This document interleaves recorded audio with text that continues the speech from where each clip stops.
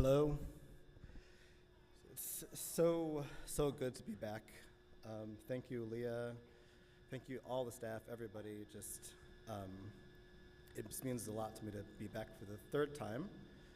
And I'm not that coherent, but I think we're going to do what we do. So, what I'm going to share is a play in process.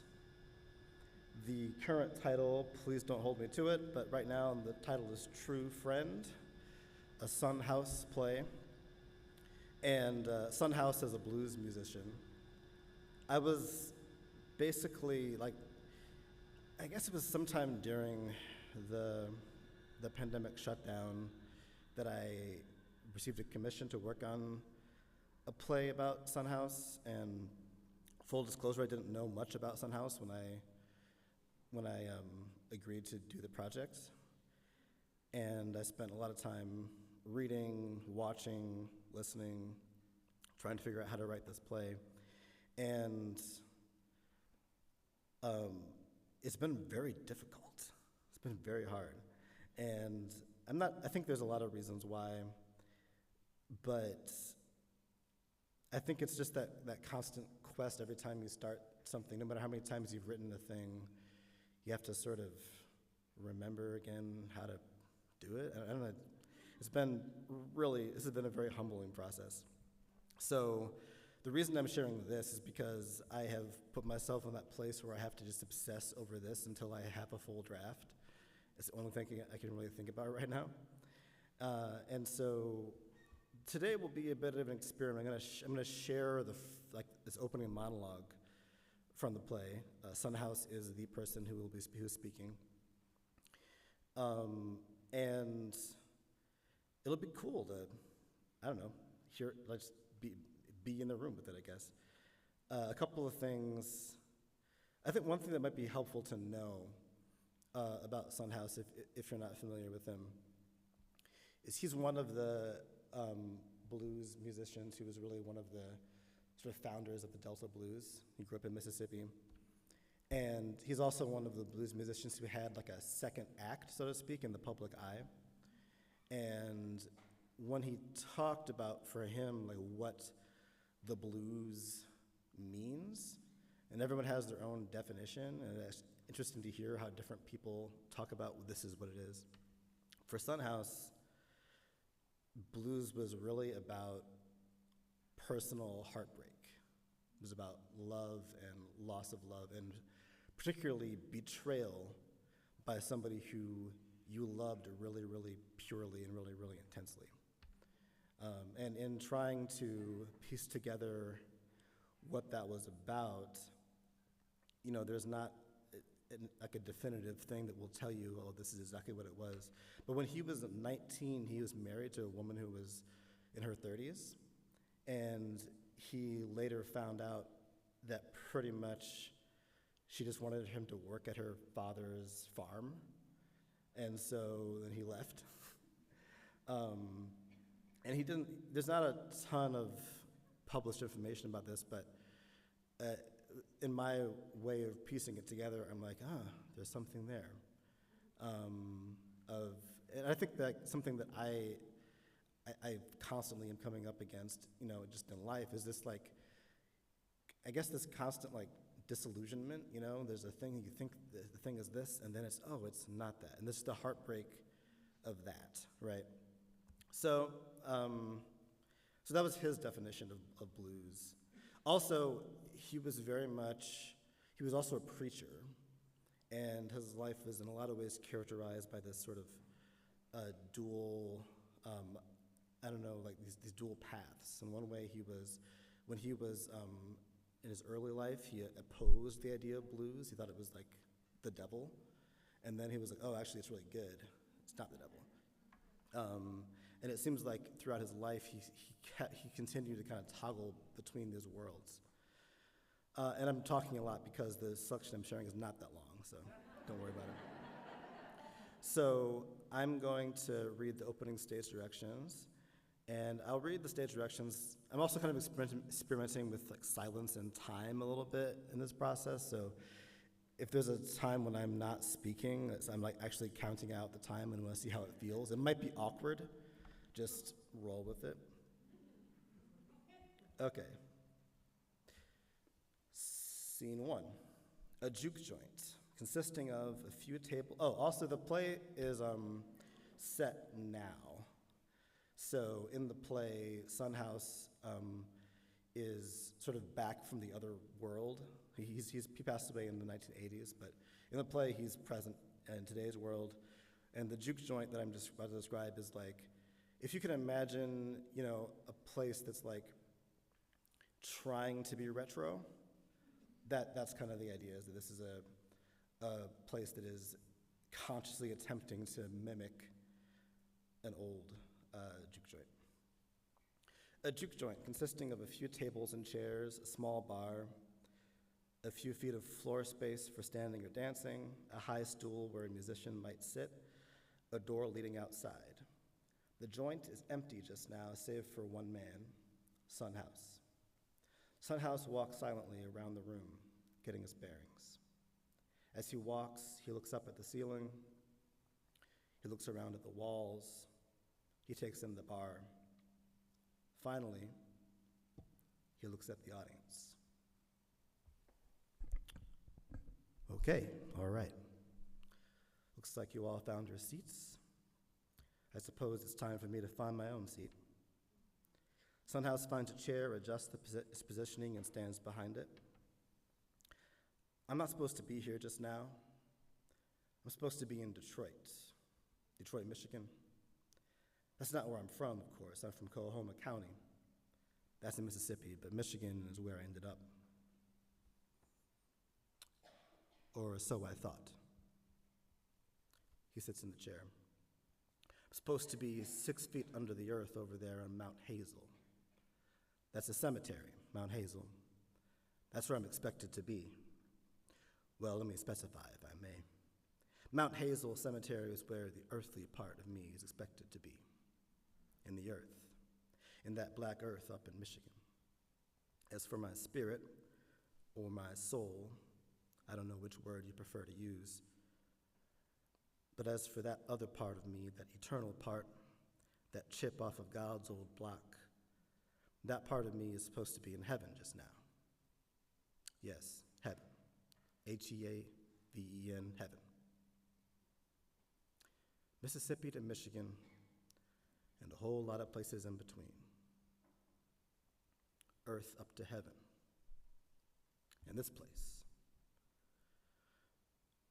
This place here, I reckon, is some kind of in between. When I say up in heaven, I don't mean that way. Heaven ain't that way. Now, the heavens are sure enough up there. Take H-E-A-V-E-N, add an S to it. Heavens, yes, indeed, because now we're talking about the skies. That's verified. The sky is up. But H-E-A-V-E-N, no S, heaven, you won't find it up that way. No matter how high you climb, no matter how far you fly. But that don't bother us at all. We still go around saying up in heaven, because that's our earthly habit. We can't help ourselves. If we want to change our earthly habits, we need God to help us. Sunhouse makes his way toward the bar. When I was called to preach, God taught me a whole lot. From his old mind to my young heart, a lot was said. But he never corrected me on my directionality. He walks behind the bar. God went on letting me preach the words, saying, up in heaven this, up in heaven that. He picks up a bottle from the liquor shelf, opens it, smells it, doesn't react to the smell. He places the bottle on top of the bar.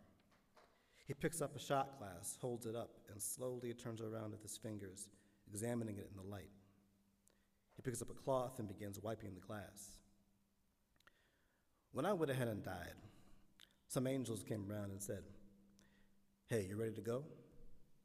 And I said, I reckon I am. And they said, all right, let's go then. And they didn't have no wings or nothing, so I said, how we getting to where we going? He places the glass on the bar and drapes the cloth over his shoulder. Thought for a minute they was fixing me to take me to the other place.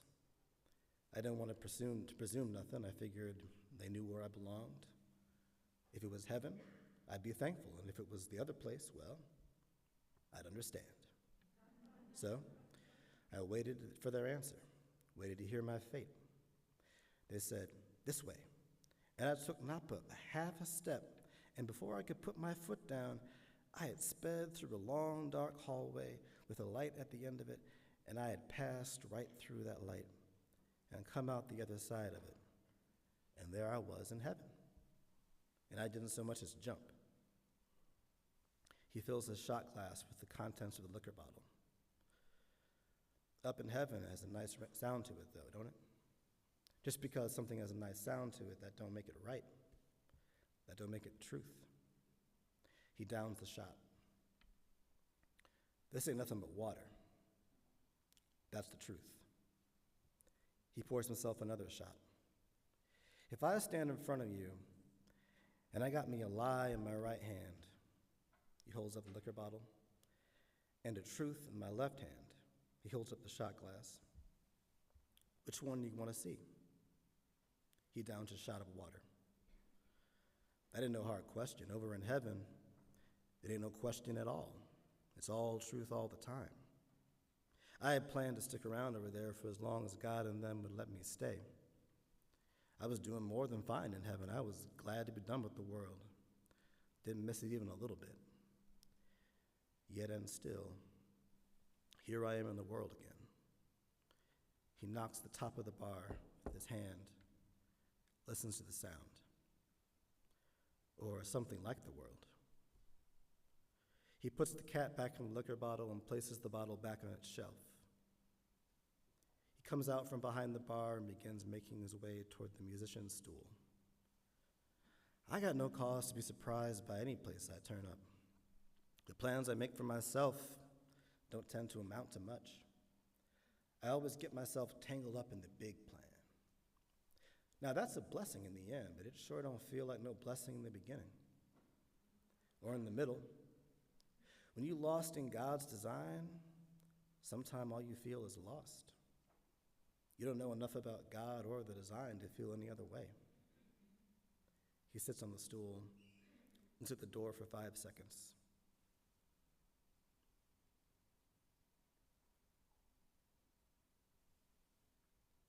And that's how it starts, that restlessness.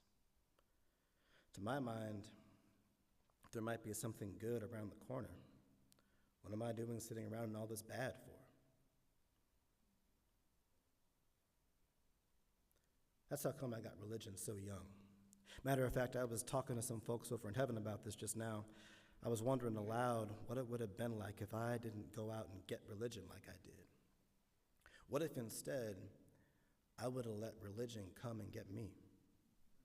Because I'll tell you something, boy, once I knew religion was a thing that could be got, I was going to get it. I wasn't going to miss out. But what I was asking the heaven folk about was, if I would have had it in me to bide my time and religion had come along in its own time and picked me up, would I have been a different man on account of that? Might I have been a better man on account of that? And you know what they told me? And heaven folks said to me, well, why didn't you give it a try? I said, what do you mean, give it a try? They said, biding your time. And next thing I know, I'm here. They must have gotten tired of hearing me cry and moan. I wasn't no good company. I was always hollering about some wrong I had done or some wrong done to me. Hey, they tried to make me feel welcome over there. Even brought me a guitar and asked me to play for them. I said, no, thank you. I suppose they finally got sick of me. He looks at the door. I must still be earthified, because I sure want to know who's going to come through that door. I know someone's going to. That's how doors work. Doors bring people through them.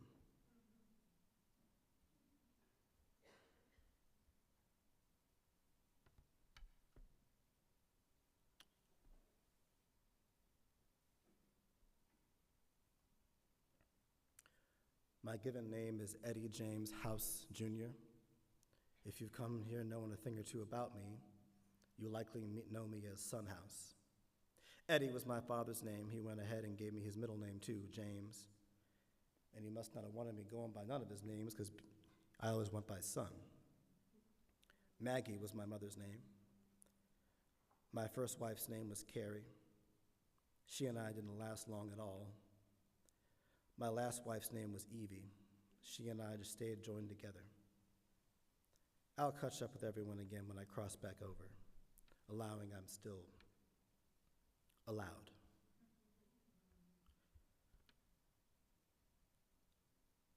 I got a mind to sing a song, but I got a second mind not to.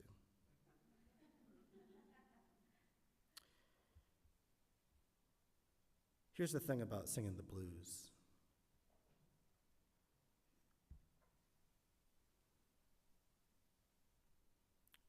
And here's the thing about singing church songs.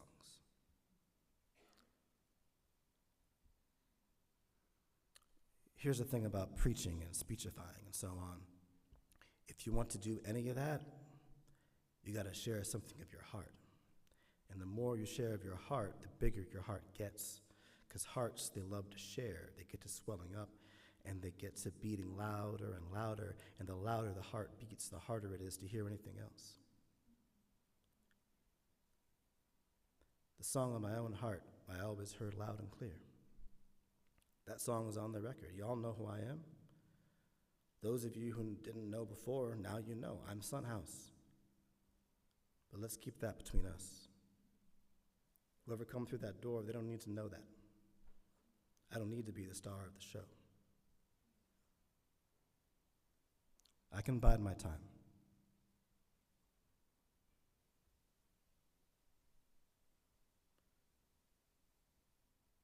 Maybe some heaven folk will come through that door and take me back over there. Heaven folk love to joke around. Lord God, you know I've never been good at sitting around. Some of your angels think they're funny, Lord. They're laughing at me. I know you know it.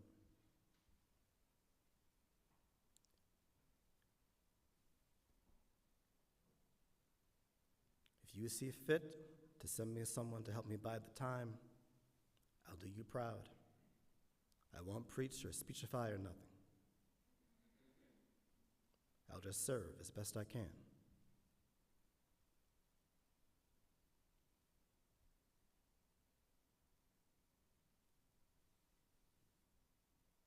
Well, I suppose you'll send someone if you see fit.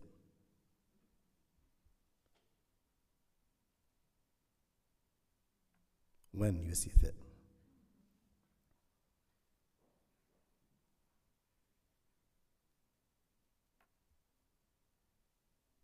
The door opens, and we will stop there.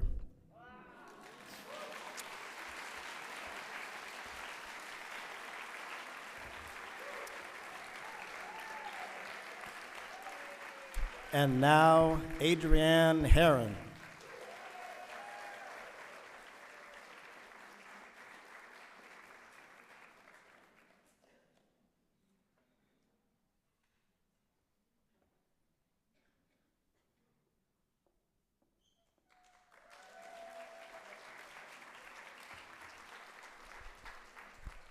Hi, everybody. First, of course, where's our queen? Leah, thank you for bringing me back, and thanks to the glorious staff, this incredible community. I'm so privileged to be here.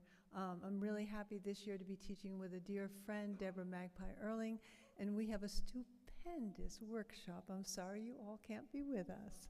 I'm going to read from a novel that came out last year. It's a novel that is birthed out of grief, which I know sounds like a heck of a lot of fun.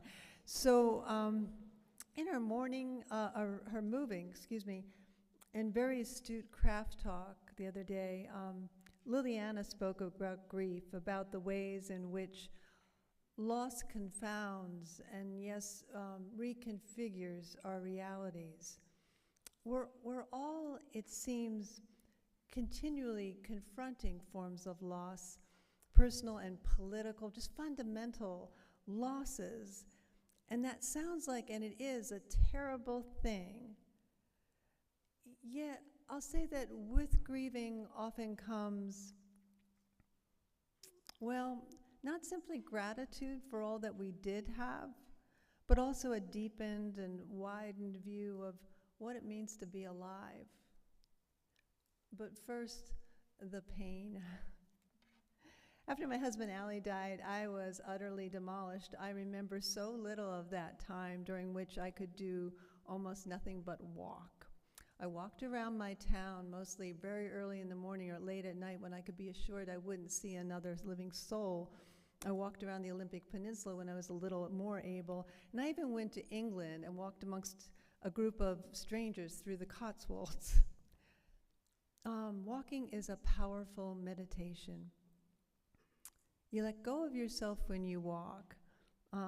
Your mind quiets and sharpens. You become simultaneously closer to the world around you and then utterly detached from it. To me, it was a deeply magical way of resituating. Walking with others, especially strangers, gave me another gift. I entered those walks with assumptions, ready to judge, and I was often, if not always, surprised by the people I walked with, as well as by my own enduring ignorance. I also learned that when you're walking a long time with other people, you can't help but tell the truth, all of you, and you tell them in the form of a story. So around this time the pandemic hit, and I was thinking of the Decameron, which brought me to the Canterbury Tales, which seemed to dovetail with something that I remembered reading about, a fad that sprung up right after the Cuban Missile Crisis was resolved. The Kennedy Walk, or the Kennedy 50-miler, was meant originally as a challenge to the Army, as kind of a way of showing endurance and American grit. But the famously competitive Bobby Kennedy, of course, was in the Oval Office as Attorney General, and he decided he would do the walk first, which he did. He walked from Bethesda, Maryland to Harper's Ferry, West Virginia, 50 miles in 22 hours. And when the photos of his walk came out, just the end of it, you know, he walked right out of the Oval Office in his loafers in the middle of winter, it sparked this fad, and all around the country, really diverse groups were walking.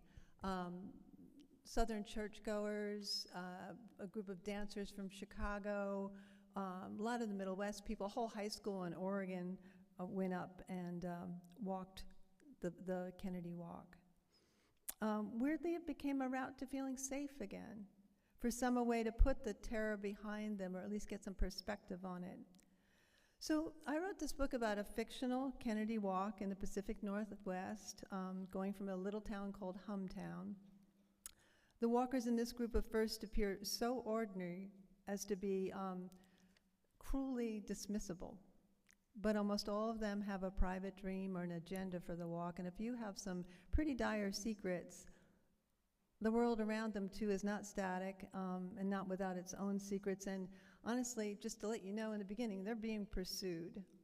So I'm going to read the first chapter and introduce you to them, and then two little segments from two other chapters with some characters so you can hear a little bit more about them. First chapter is called Humtown.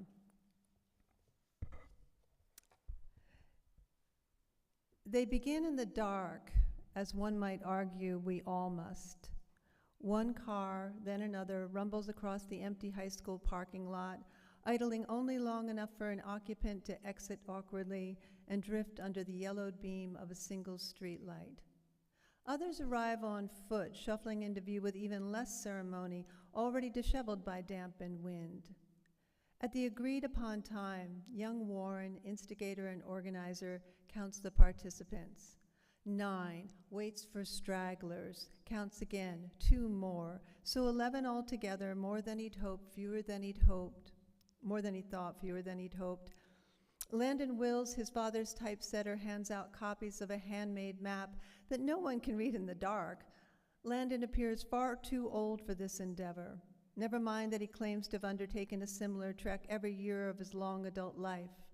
Never mind that it's Landon who traced out a route that bypasses the busiest roads and will bring them to the most appropriate of finishes, a cliffside beauty spot called Spettle Cliff, more commonly known as the end of the world.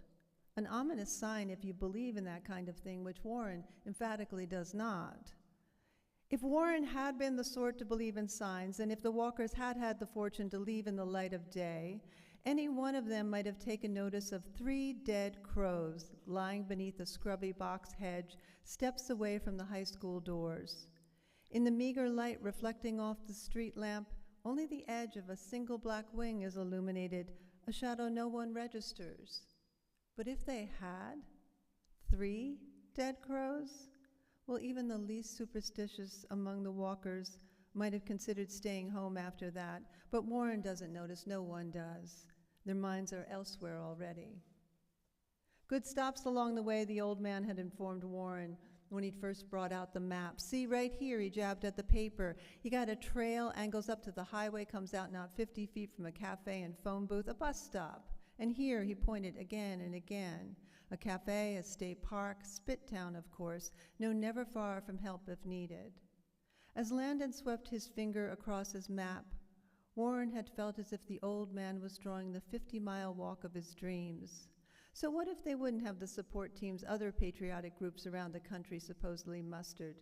The effort would be entirely up to the walkers, a fact that made Warren unreasonably and prematurely proud. With the map in hand, he imagined the walkers as a great triumphant crowd, the flashbulb of his repentant father's camera capturing the end of their Kennedy walk in that remote cliffside parking lot miles away from town, yet somehow, he imagines, lamplit in the dead of night, as they are now. He looks around once more. No, not a crowd, but enough, he reckons. Warren's best friend Dennis, a golden-haired track star, breaks away to stretch as if he plans to run all day. 2 junior girls, stars of the high school solidarity club wearing identical duffel coats, bounce on their toes to keep warm, their eyes on the lean shadow that is Dennis. Another girl shifts uneasily within a childlike slicker, a book bag slung over her shoulder, as if she's taken a wrong turn on her way to school. Warren is nervous about her, but even more about the 2 little boys. The oldest can't be 12. They mumble their names but nearly shout their troop number, Boy Scouts. Warren relaxes. They must be the Fletcher kids, the mill owner's sons. Heck, they could probably lead the group all the way to Seattle. He doesn't quite recognize the woman with the scarf tied around her hair, but feels certain he knows her. And next to the Solidarity girls, oh hell, it's Helen Hubka, the telephone operator. Warren's mother once suggested his father hire her for his newspaper. She has such a nose for news, his mother said with a straight face. One more fellow, too broad-shouldered for a high school kid, raises another worry until he turns to tie a shoe, and Warren notes with relief the distinctive profile of one of the goods, the fisherman, he thinks. And Landon, of course, who had to come along. Warren is grateful for the map work, but as he eyes Landon's skinny silhouette and smells the acrid smoke of what will likely be the first of his endless brown cigarettes, Warren sincerely hopes the old man will leave them before daylight. A little before 4 in the morning, under a misting rain, the figures in the high school parking lot file into a purposeful group, trooping out from under the solitary lamplight into the black warren of uptown streets. And as they do, another man, woolly cap, long dark overcoat, slips among them. The fisherman nods in the fellow's direction as if he's been expecting him, but that slight gesture of greeting is lost in the dark, and the newest walker joins in without a word. Now they are 12, and the Kennedy walk, the big walk, has begun, free from all but the slightest suggestion of trouble. So they soon go off the map. Things happen, and they end up just before daylight walking in a field, an unintentional place that holds them for a little bit. And I'm just going to read a tiny bit of Caroline, who's the woman in the scarf, woman in her early 40s, and a widow. Her aim on this walk is to do away with herself at the end of the walk. I'm giving this away, but it happens very early in the book that you find this out. Something she can't do in town where there's a lot of watchful eyes. She's already been stopped a couple times for things. Okay, Caroline drifts. She puts a little distance between herself and the others, a little more. Soon she is farther out in the field, and maybe she's alone. She feels alone. It doesn't matter. You could stay as close together as you liked, and trouble would still reach you. Caroline and Jay and Caroline. One unthinkable without the other. The widows in town came to visit Caroline one by one or in little groups as if to bring her into the fold. They put away dishes in her kitchen, folded towels in the bathroom, smoothed the cushions on the sofa. They made strong tea, cut cake, arranged flowers. One lady from the church even surreptitiously read fortune-telling cards for Caroline, who, God help her, briefly believed in a future. Always she worked around the women, sweeping a floor, pinning damp clothes to a swinging clothesline while they sang their familiar chorus. Caroline has learned most of the words by now, but can't seem to find the right order if there is one. The empty side of the bed, a single plate on the dining table, a sock drawer, boots in the hall, the rattling sound of a pickup truck. They meant well, laying out the traps so that she wouldn't be caught unawares. But is there anything that won't assault her? Whiskey over ice, a whistling man, wood smoke, couples holding hands, wind, she thinks, rain, the whole damn world. She's exhausted. Maybe she could lie in this field, she thinks, and will her heart to stop. She's learned from the widow's whispers that in the early days of intense mourning, shock can damage a heart so badly it can just stop if you let it. Some of the widows seemed to be warning her. Others appeared wistful. Caroline is still furious. She remembers 2 days after Jay's storm, when her house was full of neighbors and she'd slipped off to lie alone in their bedroom for a few minutes. Overcome, she felt the room spin wildly, rushing away from her in bits, so that she seemed to be standing on an open threshold in a grayed field, not unlike this one.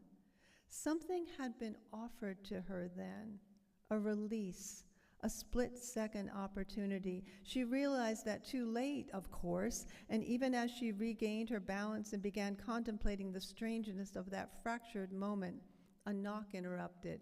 "Would you like more tea? A blanket? A little soup?" How about now, she wants to plead to whoever had cracked that door open for her. Now would be good.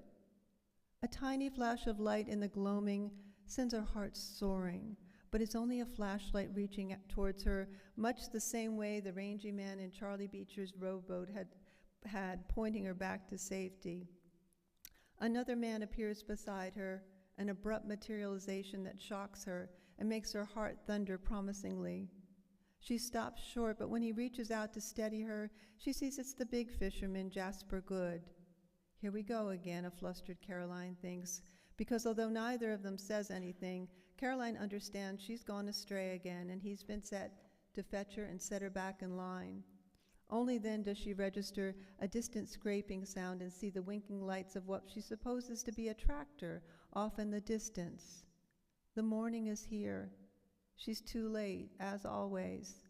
She shifts course to walk beside the fisherman until she can make out the outlined figures of the other walkers, and corralled stride into place behind Avis, resigned once more to the miles she must yet walk, her own finish line.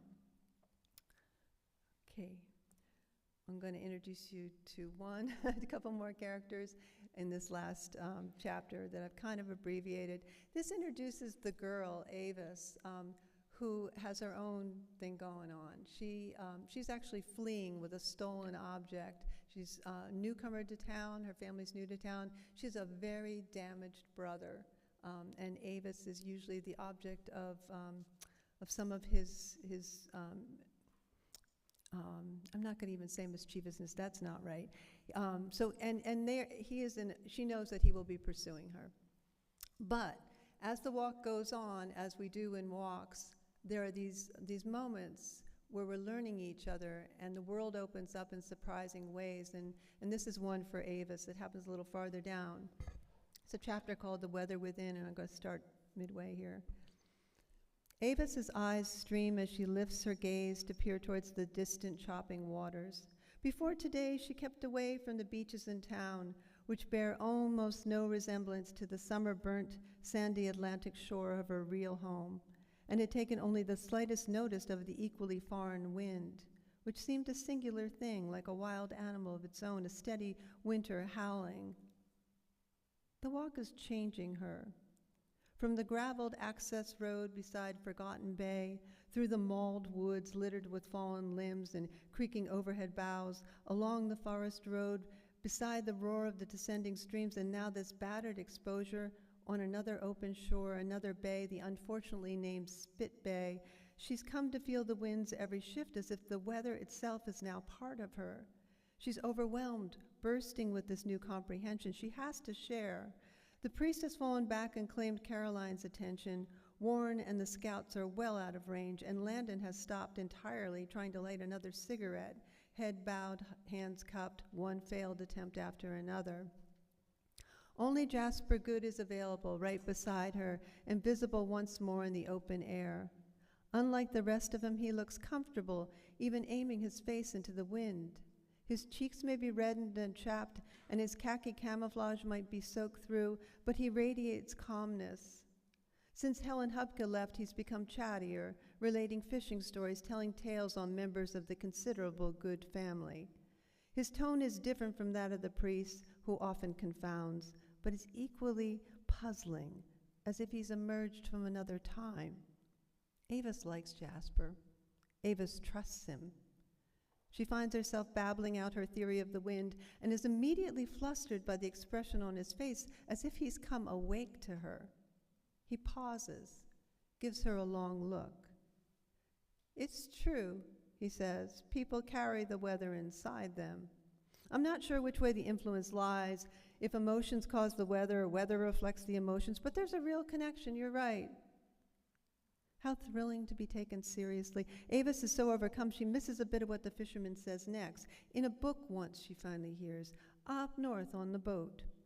He's still talking, his speech a kind of poetry, but the fanciful words are clearer and more astonishing to Avis than any she's heard in an English class or science or religion class either, for that matter. Jasper Good tells her how anger can thunder through a body.